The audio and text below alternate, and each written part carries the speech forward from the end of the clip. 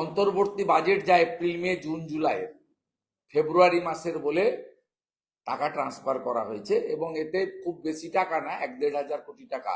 তা সবার অ্যাকাউন্টে 500 টাকা করে এসছে, জানি না, হয়তো এই মাসের মধ্যে যাবে। টোকেন ঢুকিয়ে দিয়েছে, যদি ইলেকশন ঘোষণা হয়ে যায় ভয়ে। বাকি আরেকটা জিনিস ছিল, master degree graduate, B Ed basic শিক্ষিত বেকার যুবক যুবতীদের চাকরির দরজাটাকে একদম ক্লোজ করে দেওয়া। কারণ এই অন্তর্বর্তী বাজেটে চাকরির কোনো শব্দ নেই। 10 লক্ষ ভ্যাকেন্সি পূরণের কোনো রোডম্যাপ বরাদ্দ নেই। ভাতার একটা প্রতিশ্রুতি ছিল, কবে? আগস্ট মাসে শুরু হবে। আগস্ট মাসে মমতা ব্যানার্জি মুখ্যমন্ত্রী থাকবে না, প্রাক্তন হবে। এবং এই অন্তর্বর্তীকালীন বাজেট 4 মাসের জন্য, এপ্রিল মে জুন জুলাই। এটা নিয়ে আমাদের আপত্তি, সমালোচনা। মুখ্যমন্ত্রীর ভাঁওতাবাজিটা হাতে নাতে ধরা পড়েছে। ধরা পড়ার পরে তিনি একটু আগে একটা প্রেস কনফারেন্স করে বলেছেন 15 থেকে 26 তিনি ক্যাম্প করবেন। কি করার জন্য? যুব সাথীর অ্যাপ্লিকেশন আছে। এটাও আরেক ধরনের প্রতারণা। দৈনিক 50 টাকা একটা graduate, honours, master degree, B Ed, basic, PTTI, vocational, ITI, মাধ্যমিক উচ্চ মাধ্যমিক পাশের কাছে এসে কমপ্লিটলি মকারি। একটা তাতে 50 টাকা ডেলি তিনি ঘোষণা করেছেন। আমি ওনার আজকের ঘোষণার পরিপ্রেক্ষিতেই বলি, আমি এর আগে সল্টলেকে ভারতীয় জনতা পার্টির কার্যালয় থেকে বলেছিলাম 2013 সালে বাজেটে এসেছিল ডক্টর অমিত মিত্র তদানীন্তন অর্থমন্ত্রী, যুব উৎসাহ প্রকল্প, মাসে 1500 টাকা।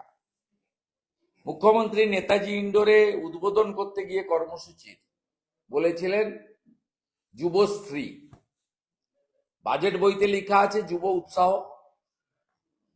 উদ্বোধন হলো যুবশ্রী। ঠিক আছে, নাম পরিবর্তন করতেই পারেন আপনার প্রশাসন। ওই দিন বলেছিলেন 17 লক্ষ অ্যাপ্লিকেশন পড়েছে। আমি 1 লক্ষকে চালু করলাম, এই 1 লক্ষ চাকরি পেলে বাকিরা পরে পরে আসবে। 13, 14, 15, 16 এই দুটো অর্থবর্ষে এই কর্মসূচি চলেছিল। 17-18 অর্থবর্ষ থেকে 24-25 অর্থবর্ষ পর্যন্ত, এমনকি 25-26, এই যে অন্তর্বর্তী বাজেট হয়েছে এটা 26-27 প্রথম 4 মাসে যুবশ্রী প্রকল্প বলে কিছু নেই, তাকে তুলে দেওয়া হয়েছে। কোনো বরাদ্দও ছিল না, নন ফাংশনিং হয়ে গেছে, এমপ্লয়মেন্ট ব্যাংক ক্লোজ হয়ে গেছে। সেদিন আপনার এই কর্মসূচিতে আপনি বলেছিলেন 18 বছর হলেই 8 পাস লোকেরা এর সুযোগ পাবেন, মানে তাও 1 লক্ষ জন। 17 লক্ষ অ্যাপ্লিকেশন ছিল। 2 বছর চালিয়ে বন্ধ করে গোটা রাজ্য জুড়ে শিক্ষিত বেকার যুবতীর যে জনরোষ, আইপ্যাক আপনাকে রিপোর্ট করেছে, পুলিশ আপনাকে রিপোর্ট করেছে, যে মানুষ মরিয়া আপনাকে সরাবে, মোদিজির হাতে রাজ্য দিয়ে দেবে। কোন নির্বাচন কেন্দ্রে কোন প্রার্থী দেখবে না বিজেপির প্রতীকে ভোট হবে। কারণ কংগ্রেসকে মানুষ 25 বছর দেখেছে, কংগ্রেস রিজেক্ট হয়ে গেছে। সিপিএম কে 34 বছর দেখেছে, সিপিএম রিজেক্ট হয়ে গেছে। তৃণমূলকে 15 বছর দেখেছে, তৃণমূল প্রায় রিজেক্টের কাছাকাছি এসে গেছে এপ্রিল মাসে। আজকে যেটা করেছেন এটা একটা ঘোরতর অন্যায় যুবক যুবতীদের সঙ্গে। প্রথমত 60-70 লক্ষ পরিযায়ী শ্রমিক আছে, তাদের মধ্যে যারা মাধ্যমিক পাস 40 বছরের নিচে, তাকে মিনিমাম 2000 টাকা ট্রেন খরচ করে আসতে হবে ফর্ম ফিল আপ করার জন্য। এটা কে দেবে?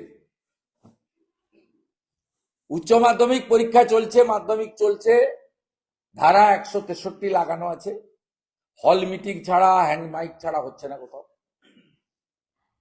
আপনি এতগুলো সেন্টার খুলবেন, আপনি বলুন তো ভারতবর্ষের কোন রাজ্যে এনডিএ, নন এনডিএ এবং ভারত সরকার নরেন্দ্র মোদীজির নেতৃত্বে সফটওয়্যার, অনলাইন আইটি সিস্টেম চালু হওয়ার পরে সবকিছু পোর্টালে হয়। Aadhaar card, ration card, job card, Pradhan Mantri Jan Dhan যোজনা, পেটিএম, এমনকি সাধারণ হকাররাও ওখানে কার্ডে সবজি বিক্রি করার, চাল ডাল, মাছ ডিম বিক্রি করারও তারা রেখেছে, দেখবেন, যারা ক্যাশলেস নিতে চায়। আপনি 15 থেকে 26, আপনার তো মাথায় নেই যে 15 তারিখ শিব চতুর্দশী, কারণ হিন্দুদের ধর্মীয় উৎসব আপনার মাথায় থাকে না। আপনার মাথায় থাকে কবে কি, আপনার মুসলিমদের কবে কোন অনুষ্ঠান কখন বন্ধ রাখতে হবে, কখন অফিস খুলবে বন্ধ হবে, কখন কি করা যায়, কটা ছুটি দিতে হয়, এই ব্যাপারে আপনি খুব সিরিয়াস।